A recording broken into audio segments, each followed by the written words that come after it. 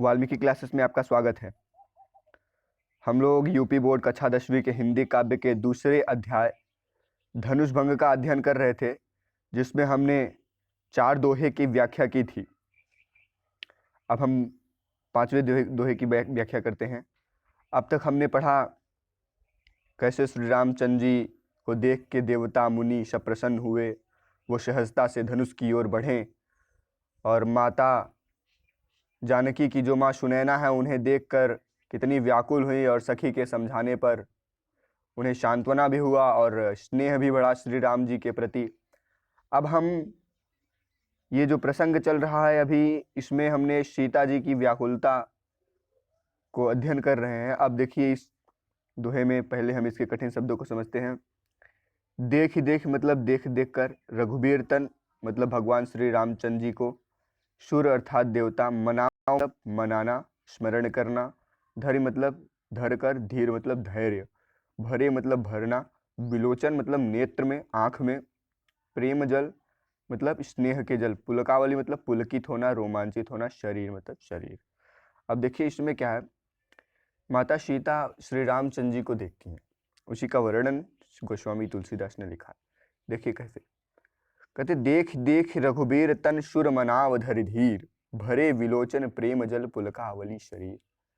माता सीता प्रभु श्री रामचंद्र जी को देखती हैं। देख देख रघुबीर तन, वो भगवान श्री रामचंद्र जी के शरीर को देखती हैं। सुर मनाव धरि धीर, और धैर्य धारण करके देवताओं की स्मृति करती हैं, देवताओं का ध्यान करती हैं, देवताओं को मनाती हैं।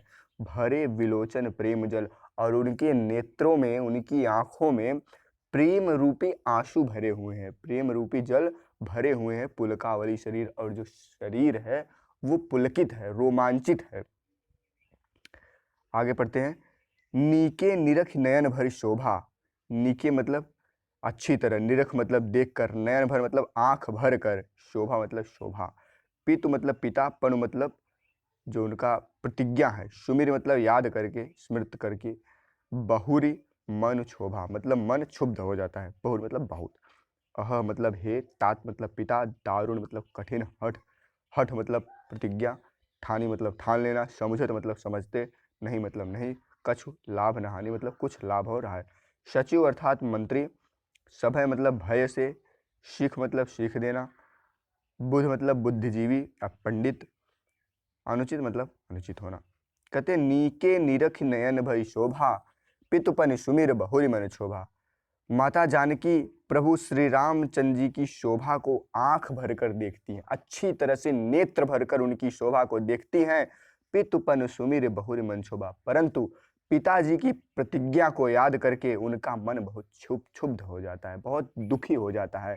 वो श्री रामचंद्र जी के शरीर को देखकर उनकी शोभा लेती रहती हैं कि उनके पिता के जो प्रतिज्ञा है उनको याद आ जाती है, और उनका जो मन है बहुत दुखी हो जाता है। अब मन ही मन सोचती हैं, अह तात दारुण हठ ठानी। वो अपने मन ही मन में विचार कर रहे हैं कि हे पिताजी, आपने ये कैसी कठिन प्रतिज्ञा कर ली है, ये कैसा हठ कर लिया है। समुझत नहीं कुछ लाभ न हानि, आपको कुछ लाभ और हानि का समझ नहीं है, आप कुछ भी लाभ और हानि समझते नहीं हैं। अब वो चिंतित हैं, व्याकुल हैं, और मन ही मन ये सोच रहे हैं। उनके मन में पता नहीं कितनी प्रकार की भ्रांतियां, पता नहीं कितने प्रकार की सोच, कितनी प्रकार की चिंताएं उनके मस्तिष्क में चल रही हैं। कहती हैं, सचिव सभय सिख देन कोई, मन ही मन उनके दिमाग में द्वंद्व चल रहा है कि ये जो मंत्रीगण है वो भी डर के मारे कोई सीख नहीं दे रहा है। बुद्ध समाज बड़ा अनुचित हुई, और बुद्धिजीवियों की इस सभा में बहुत ही अनुचित हो रहा है। कह धनु कलुषी है चाहे कठोरा, श्री रामचंद्र जी को लेकर वो चिंतित भी हैं। कहती हैं, कह धनु कलुषी है चाहे कठोरा। कह मतलब कहाँ, धनु मतलब धनुष, कुलसी मतलब बज के समान, चाहे कठोरा मतलब कठोर, श्यामल मतलब श्यामल रंग के, श्यामले रंग के, मृदुगात मधुर, किशोर मतलब किशोर।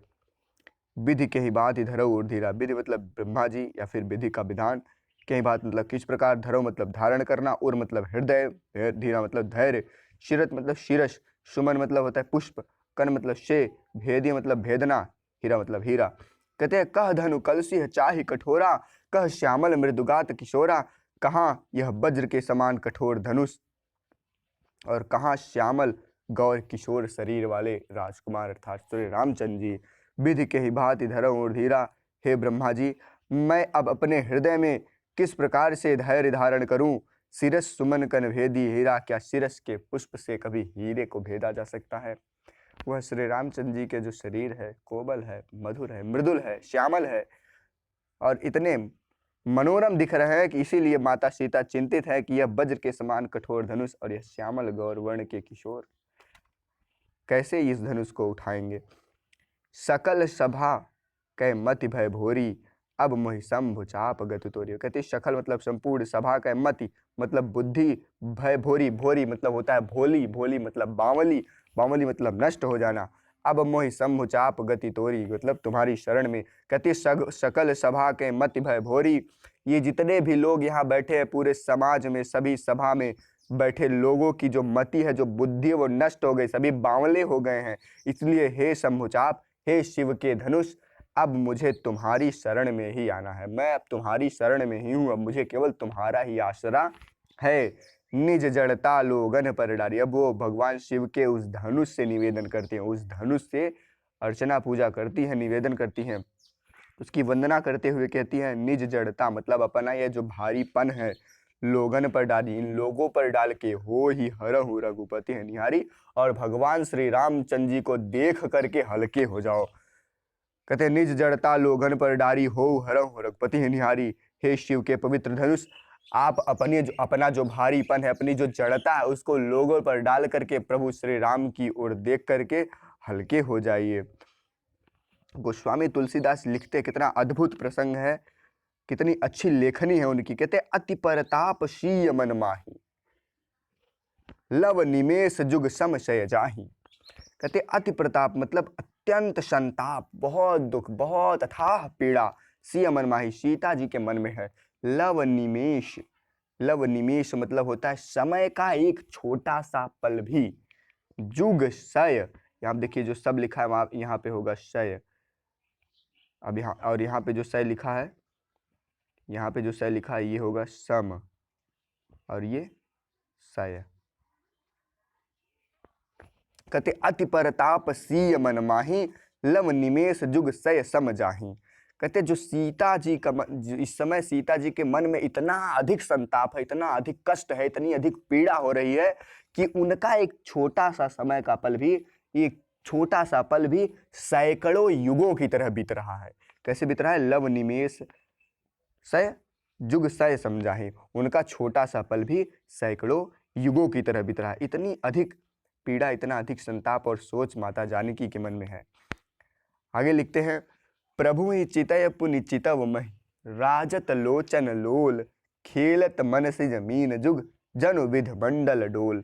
देखिए प्रभु चित मतलब प्रभु को देख करके, पुनि मतलब फिर, चितव महि, चितव महि मतलब पृथ्वी को की ओर देखना, राजत लोचन लोल और उनके जो नेत्र हैं ऐसे शोभित हो रहे हैं। खेलत मनसिज मीन जुग, जन विध मंडल डोल, जैसे कामदेव की मछलियां कीड़ा कर रही हो। चलिए समझते हैं।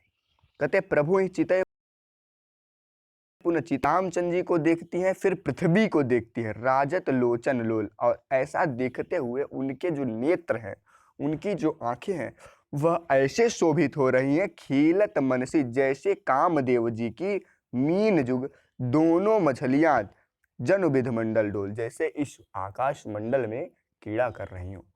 क्योंकि उनके जो नेत्र हैं, बड़ी बड़ी आंखें माता सीता की, और उसमें भी जल भरे हुए हैं। अभी आपने पढ़ा ना प्रेम जल, तो प्रेम रूपी जल भरा हुआ है, और उनकी पुतलियां जब इधर उधर चलती हैं तो उनकी जो सजल आंखें हैं वो इतनी सुंदर लग रही हैं कि जैसे कामदेव जी की दोनों मछलियां इस आकाश मंडल में कीड़ा कर रही हो।